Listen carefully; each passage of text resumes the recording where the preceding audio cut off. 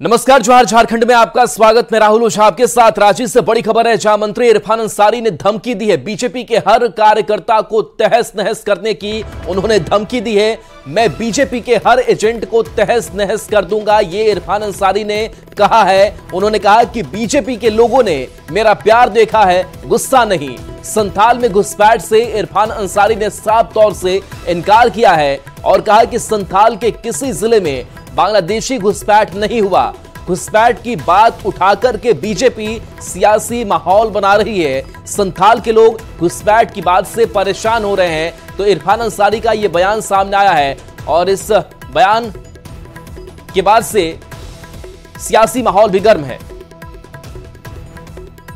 ग्रामीण कार्य विकास विभाग इन दोनों रेस में नजर आ रहा है। मंत्री इरफान अंसारी भी लगातार विभागीय जो अधिकारी हैं उनको आदेश दिए जा रहे हैं, लेकिन चुनाव का समय भी है और ऐसे में चुनाव की तैयारियां जो हैं वो किस तरह से हैं। बोले कि अब जो मुद्दों की बात है, आप खुद कांग्रेस में आप बड़े नेता हैं, तो ऐसे में जो बांग्लादेशी घुसपैठ का जो मुद्दा आ रहा है, जामताड़ा में भी घुसपैठ आप स्वीकार करते हैं? बिल्कुल कहीं कोई घुसपैठ नहीं है। जामताड़ा तो दूर दूर की बात है, पूरी संथाल प्रोग्राम में घुसपैठ नहीं है। ये भारतीय जनता पार्टी के लोग मुद्दा बनाता है, लोग कोई काम नहीं है। विकास फोकस तो है ही नहीं। बेरोजगारी है, युवाओं को रोजगार मिल रहा है कि नहीं मिल रहा है, कौन क्या दिक्कत है, इससे कोई लेना देना नहीं। अब बांग्लादेशी घुसपैठ अब क्या हितैषी है क्या हिंदुस्तान के? आप मजाक बना कर रख दिया, क्या सोच लिया आप? नीचा दिखा। अंसारी घुसपैठ से सीधे इंकार कर रहे हैं, कोई घुसपैठ नहीं है। अब मैं तो बोल रहा हूँ, अब बीजेपी के पास सारे आंकड़े हैं, बताइए ना कहाँ पे है घुसपैठ। क्या भाजपा को क्या भारतीय फौज पर विश्वास नहीं है क्या? क्या बॉर्डर सिक्योरिटी पे विश्वास नहीं है? अमित शाह जी पे विश्वास नहीं है? गृह मंत्री पे विश्वास नहीं है क्या? तमाशा नहीं बनाया भाजपा के लोग, बता दे रहे हैं। अभी आप प्यार देखे, मैं गुस्सा नहीं देखे हैं। आप बांग्लादेशी आप डायरेक्ट मुसलमानों को टारगेट कर रहे हैं। जिस मुसलमान ने देश को आजादी दिलाया, झारखंड हम लोग लिए, मेरे पिताजी ने झारखंड लिया, गुरुजी ने झारखंड लिया। मैं बीजेपी के हर एजेंडे को तहस नहस कर दूंगा, मैं कह रहा हूं। अभी आपको हिसाब देना होगा, मैं सारे आंकड़ा कलेक्ट कर रहा हूं अभी। तो मंत्री बता रहे हैं कि विभाग दौड़ रहा है, अधिकारियों को डरने की जरूरत नहीं है, लेकिन साथ में यह भी बता रहे हैं कि झारखंड में या संथाल परगना में कहीं भी घुसपैठ नहीं है, डेमोग्राफी में कोई बदलाव नहीं हुआ है, ये सिर्फ बीजेपी का बनाया हुआ हवा है। कैमरा प्रभाग के साथ संजय कुमार सिन्हा, न्यूज 18 रांची। और देखिए, इरफान अंसारी के बयान पर घमासान है। बीजेपी ने पलटवार किया है, उन्हें जनगणना का आंकड़ा देखना चाहिए। मंत्री का बयान सरकार का बयान माना जाता है। इरफान अंसारी को सोचकर बयान देना चाहिए, तो पलटवार किया गया है बीजेपी की तरफ से। वो बयान भी आपको सुनाएंगे।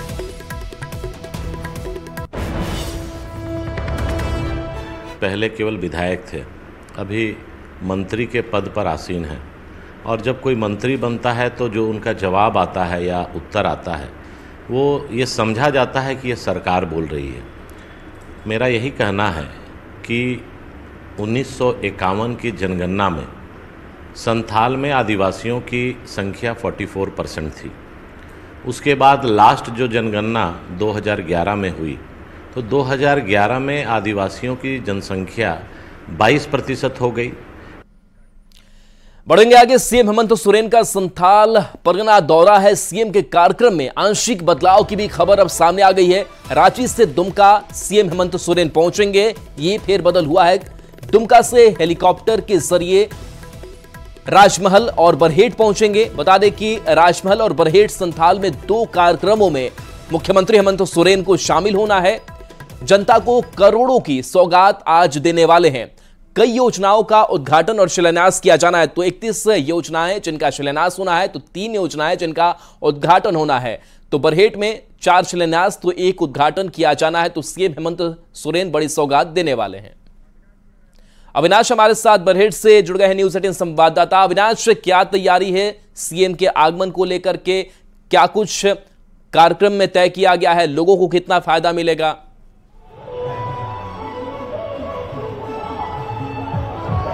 देखिए, तैयारियां तो पूरी हो गई हैं और अगर हम जब बरहेट का नाम लेते हैं तो सबसे पहले इस बात को भी समझ लेना होगा कि ये मुख्यमंत्री हेमंत सोरेन का विधानसभा क्षेत्र है।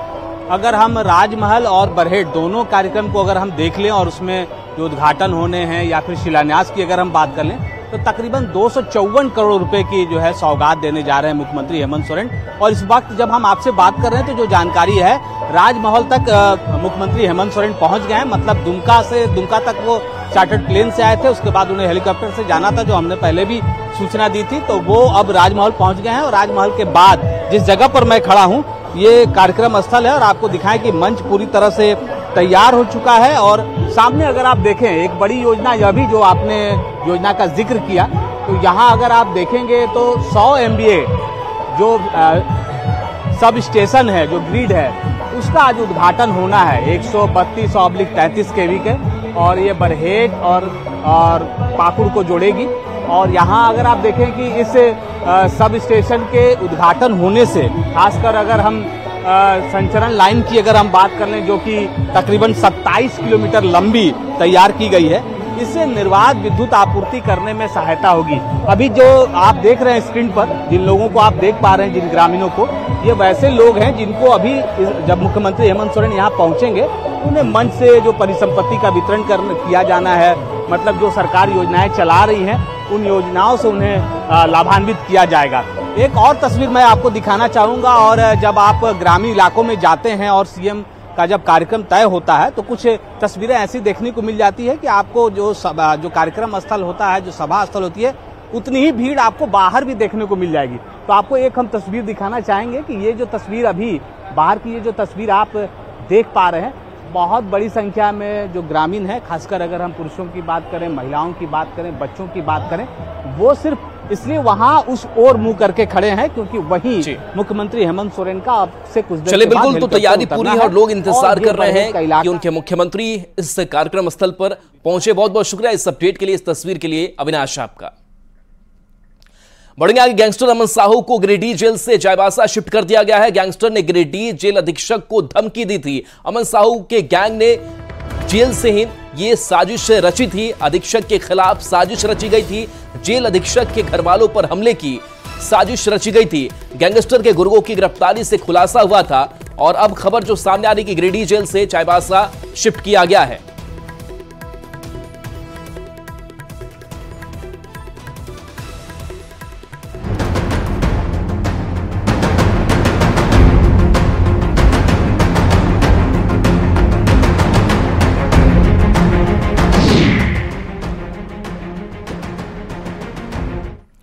झारखंड में विधानसभा चुनाव का ऐलान भी नहीं हुआ और अपनों में तकरार की खबरें आने लगी। यहां अपनों से हमारा मतलब है इंडी अलायंस का।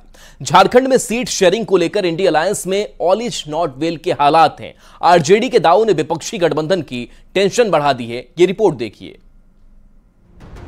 विधानसभा चुनाव में सीट पर तकरार, आरजेडी का दावा, इंडी अलायंस में रार।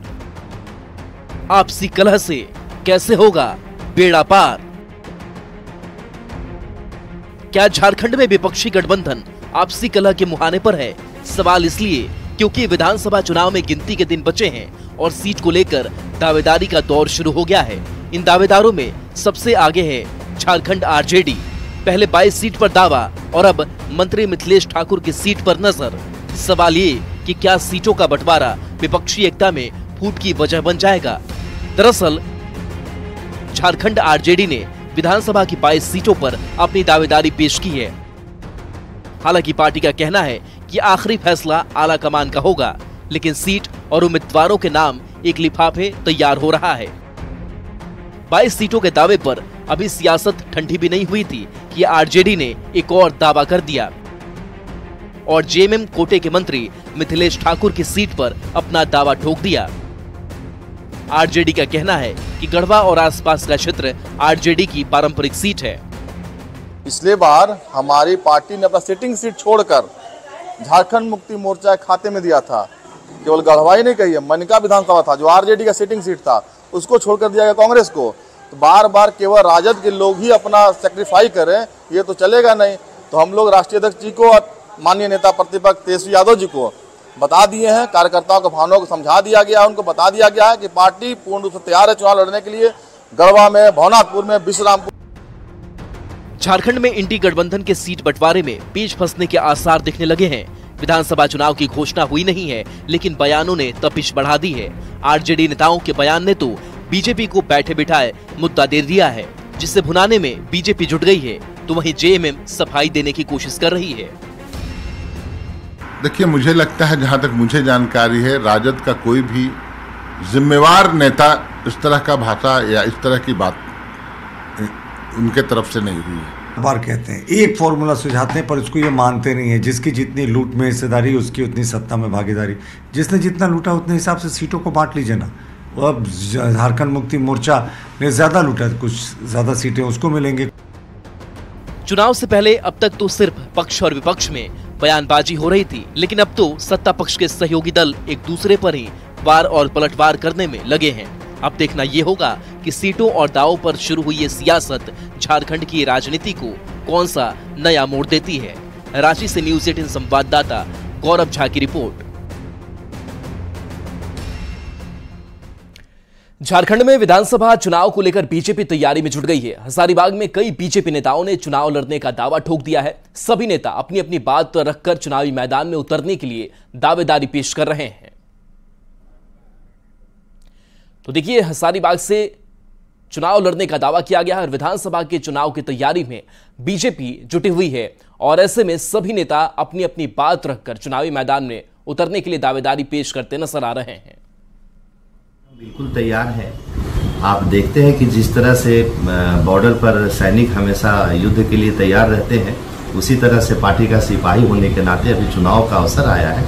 तो इस बार विधानसभा में मेरी भी दावेदारी है और हम भी चुनाव के लिए पूरी तरह से तैयार हैं। अगर पार्टी चाहेगी, पार्टी अगर हमको अपना उम्मीदवार बनाएगी, तो निश्चित तौर पर इस बार का विधानसभा चुनाव में हम जरूर लड़ेंगे, हजारीबाग से लड़ेंगे।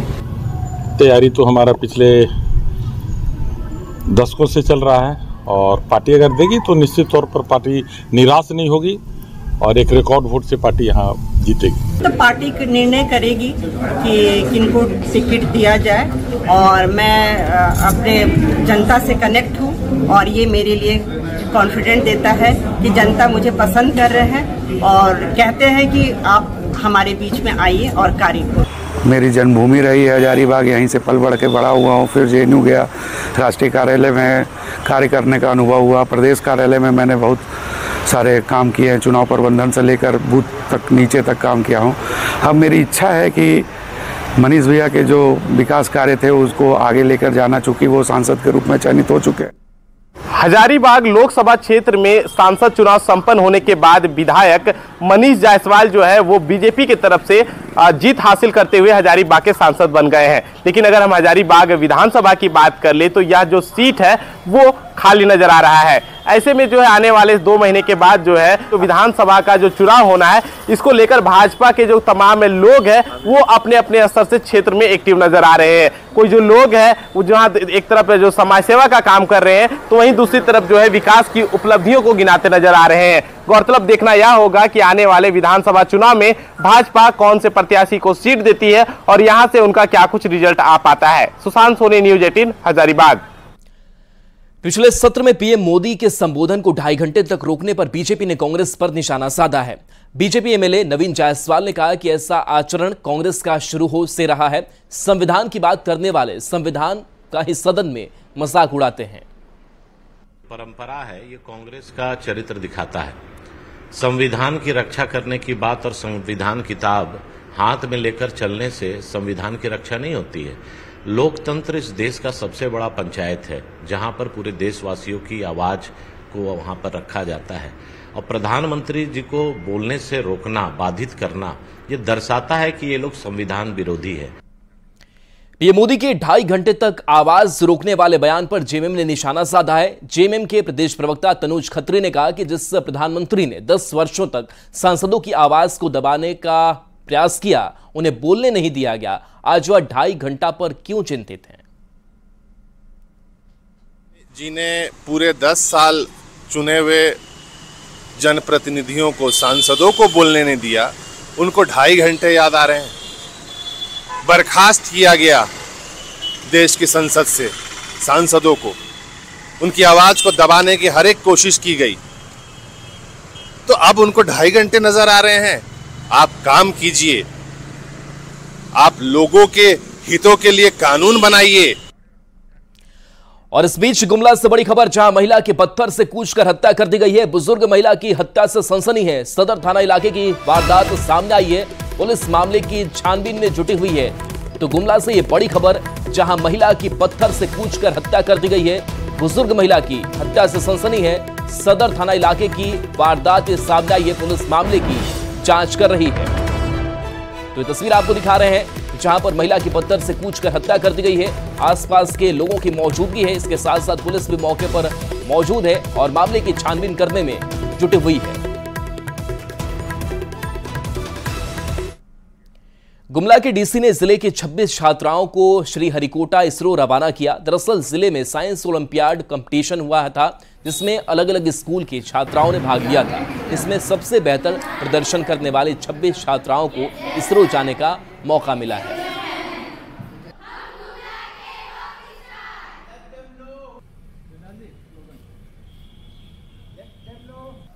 जा रहे हैं हम लोगों को एग्जाम लिया गया था, इसमें हम लोग फर्स्ट आए थे सभी कोई, और हम लोग को इसरो घूमने के लिए ले जाया जा रहा है। मैं आगे जाके साइंस ही लेके पढ़ना चाहती हूँ और मैं मतलब इसरो को जानकारी लेने जा रही। वहाँ पे स्पेस का रिसर्च होता है। जिन बच्चों ने सबसे अच्छा परफॉर्म किया उनको हम लोग सतीश धवन स्पेस सेंटर जो श्रीहरिकोटा में स्थित है, वहाँ इसरो का जो लॉन्च पैड है उसका भ्रमण, और चेन्नई में साथ ही साथ जो और भी शैक्षणिक और स्पोर्ट्स से रिलेटेड स्थल हैं उनके भ्रमण के लिए भेज रहे हैं।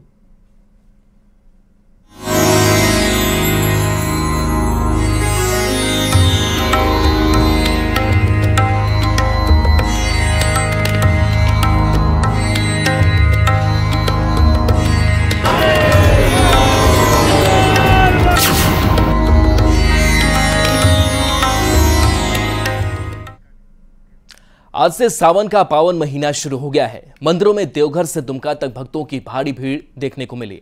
इस दौरान श्रद्धालुओं ने भगवान भोलेनाथ पर जल चढ़ाया। हम आपको 5 तस्वीरें दिखा रहे हैं और ये तस्वीरें हैं रांची की। साहिबगंज की तस्वीर है जहां पर लोग जलार्पण कर रहे हैं। सिमडेगा की तस्वीर जहां कंधे पर कांवर है और भोलेनाथ के दरबार में श्रद्धालु पहुंच रहे हैं। देवघर की तस्वीर आपको दिखा रहे हैं जहां पर देवघर में श्रद्धालुओं का तांता लगा हुआ है। तो दुमका के भी ये तस्वीर आपको दिखा रहे हैं जहां लोगों की आस्था उमड़ पड़ी है।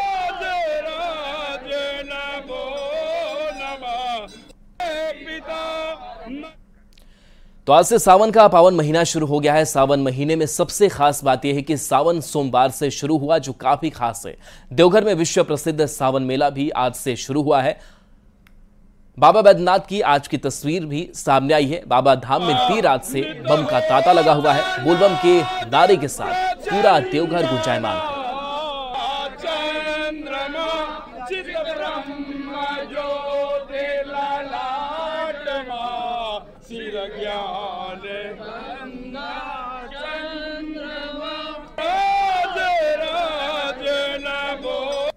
आज सावन की पहली सोमवारी है और देवनगरी देवघर में आस्था का जनसैलाब उमड़ पड़ा है। इस वक्त की आप तस्वीरें देख सकते हैं कि चारों ओर आपको श्रद्धालुओं से बाबा धाम पटा हुआ नजर आएगा।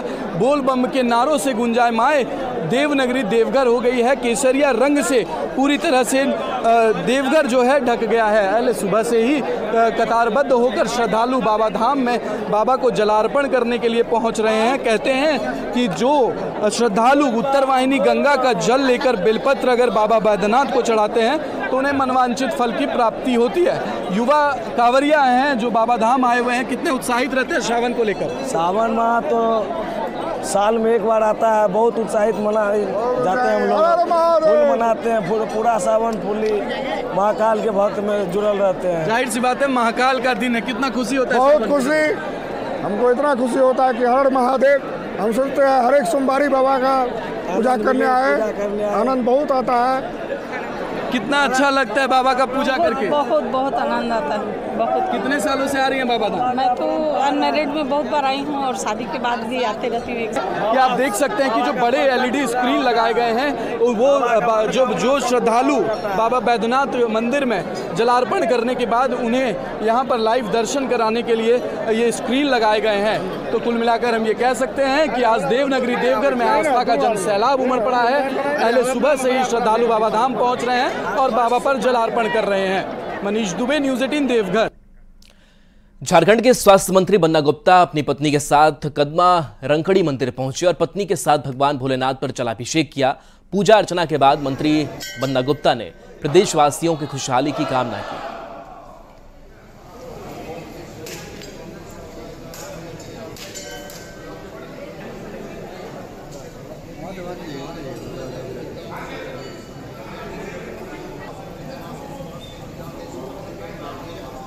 सावन का पहला सोमवार मैं पूजा करने आया था, महादेव के चरणों में नमन करने आया था, प्रार्थना करने आया हूँ कि सुख शांति समृद्धि हो। सावन का ये बहुत ही पवित्र महीना माना जाता है हमारे हिंदू शास्त्र के अनुसार, और इस महीने में हम बड़ी आस्था के साथ पूजा भी करते हैं और भगवान भोले से कामना करते हैं कि सभी के परिवारों में सुख शांति समृद्धि बनी रहे। मैं भी भगवान के दरबार में इसी आस्था और इसी विश्वास के साथ आई हूँ। और चलिए न्यूज़ 18 बिहार झारखंड पर खबरें आपके लिए लगातार जारी हैं।